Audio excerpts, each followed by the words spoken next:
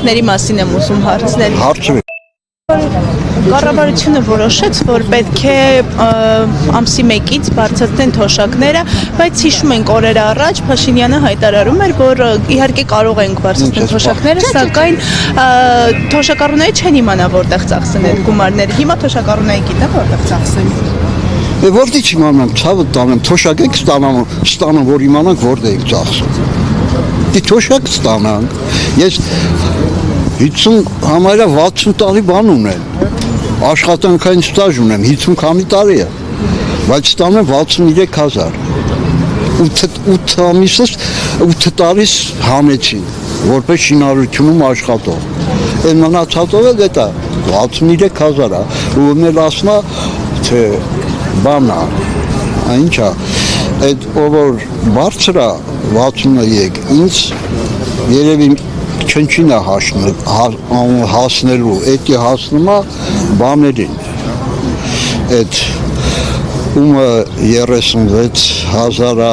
ումը 24,000 է, դրանցը 10,000 է հասնում, իսկ էլ մնացածին էս է հասնում։ Դավ իսկ ինչի հիմա որոշեցին բարձրացնել թոշակները։ Ընտրություններն արժևում միգուցե դրա։ Այլ մի հարցեք, որ այդ գիտեք ինչի մեկը ես այնքան եմ կշտացած սրանցից, ուզում եմ ինչքան էլ բարձրացնեմ, ես սրանց չեմ մտել։ Ինչից եք հատկապես հիասթափվել։ Թորոսյանն ասավ թոշակառուները բեռ են մեր վրա, այդ երևի դուք եք լսել։ Պապոյանն ասում է մենք էլ մարդկանց ենք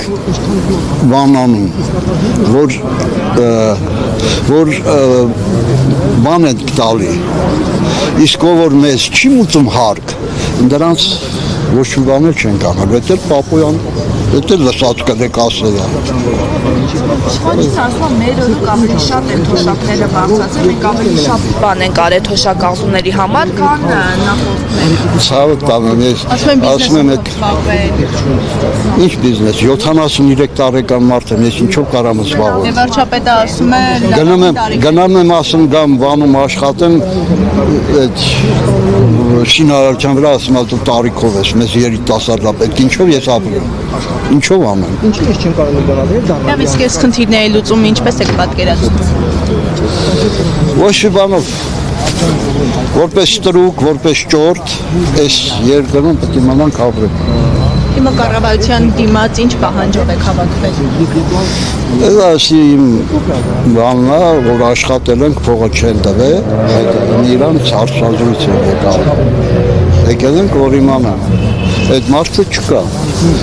Ամսից ավել աշխատել ենք, ոչ մի կոպեկ փող չենք ստալ։ Ինչ են տալիս, ինչ են բարձրանում։ Փողը ստացը փախել է, չկա։